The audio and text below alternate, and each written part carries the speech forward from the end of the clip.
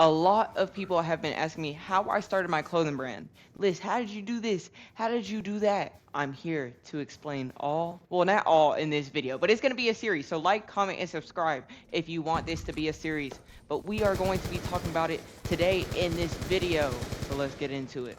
First, how do you start a clothing brand? How did I come up with this idea? Boom. Like I said, it starts with an idea. Dead ass. Like me personally, I came up with this hoodie idea with the kawaii skulls and cherry blossom Black Ops 2 camo hoodies whenever I was making a tutorial on like how to make a repeat pattern for your mockups on Adobe Illustrator. And I was like, damn, what pattern can I use that like would repeat?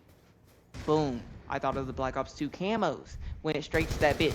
Tried it. It looked great. It looked too good though. Like I looked at it, showed my fiance, and was like, damn.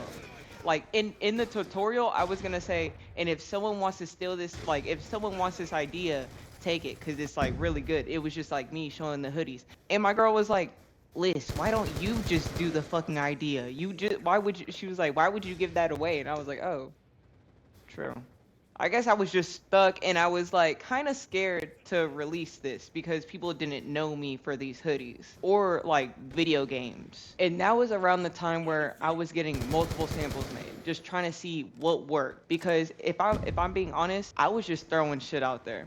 Like I was mainly thinking of, okay, what would people buy? Not what would Liz want to make? What is Liz interested in making? Because honestly, what you sell is gonna drive you to do what you do and keep going with it. You know what I'm saying? Say if I released a product I really had no interest in selling, I was just in it for the money, I wouldn't be thinking of ideas like good marketing points, you know? It wouldn't be creative. It would just kind of be soulless, you know? But with my Black Ops 2 hoodies, I was so connected to it that marketing didn't take anything. And to be honest, I was willing to wait the long run because again, I was supposed to drop these hoodies in December, but they're dropping in the summer. So mind that, you know? Again, I've been cooking this up, but my love for the game is like essentially what kept me going. I'm not gonna lie. And what kept driving me to have ideas. Again, I would just play the game, boom, ideas in my head. It was easy. Everything just like flowed seamlessly. But again, that's why I say you had to love what you're doing, or else you're gonna fail at it. You know, you really are. You're not gonna want to put the time into it. You're not gonna have as much passion for it. Good example. This is a great example. Think about it like the first devs of Call of Duty. The way they talked about the Easter eggs, the way they talked about their development of the game, just hit different. You can tell how passionate they were about it. Using an oscilloscope to actually be able to decode it and find out, and the community keeps on finding and keeps on decoding. So going into Black Ops 3, I'm fed up now, and I'm going to really put one in that you guys can't break, and they'll be hidden in different arenas, and you won't get this one.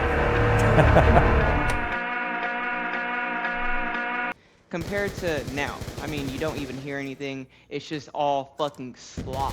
And not to mention, quite frankly, everything is just a money grab. They just care about the money. They don't care about the development of the game. And I say that because if you're in this clothing brand thing for the long run, you're gonna want to care about what you're actually making and actually be passionate in what you're doing. But guys, that is actually gonna be the end of part one. If you kind of want to skip ahead, it won't have any Call of Duty background behind it, but you can go ahead and go to my other channel, LivelyLys.com, where I actually get into it. Now, I will be doing that like more going into this series, but if you want to skip ahead, you can watch it over there. So yeah, I hope you guys like this type of content. If you guys do, leave a like, comment, and subscribe. See you guys next time. So what happens at the end of Treyarch there, at the end of your time at Treyarch? Do you have a moment where you fell off the horse and you're like, I got to get, is it, you know, you're most of the way through Black Ops Cold War and you're like, I need a change? Or no, it was, I mean, you know, it's the first time I'm really talking about this stuff, but the machine was changing. The machine was changing. The studio had matured. I was very proud of the studio that I saw when I joined, and then the maturity and the experience at that point. I was like, this is great, you know. But I also realized that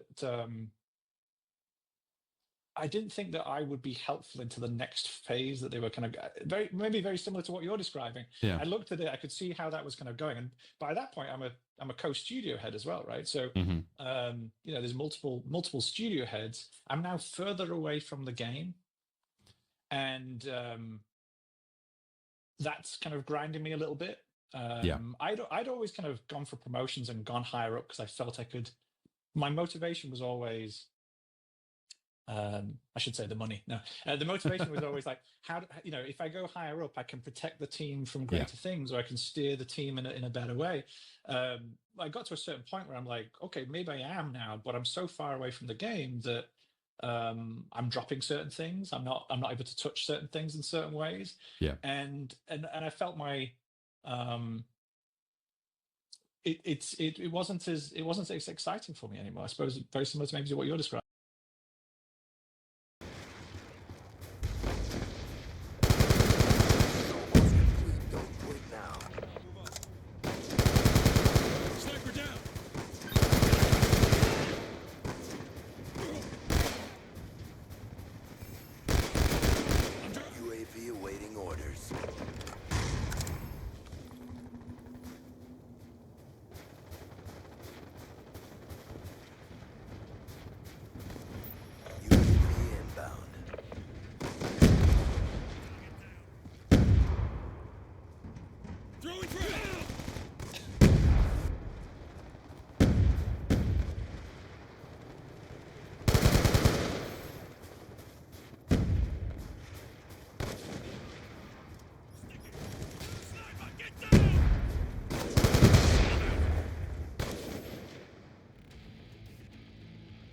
Never a doubt. Good job.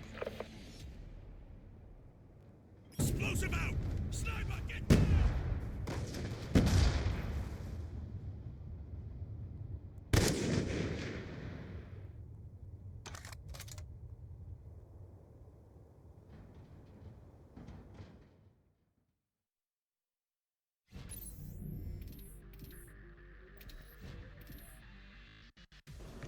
That was a great game, boys. I will say I do appreciate that. That was pretty much my first game where it was no hackers, no mod menu, no nothing. So yeah, appreciate y'all for keeping it clean.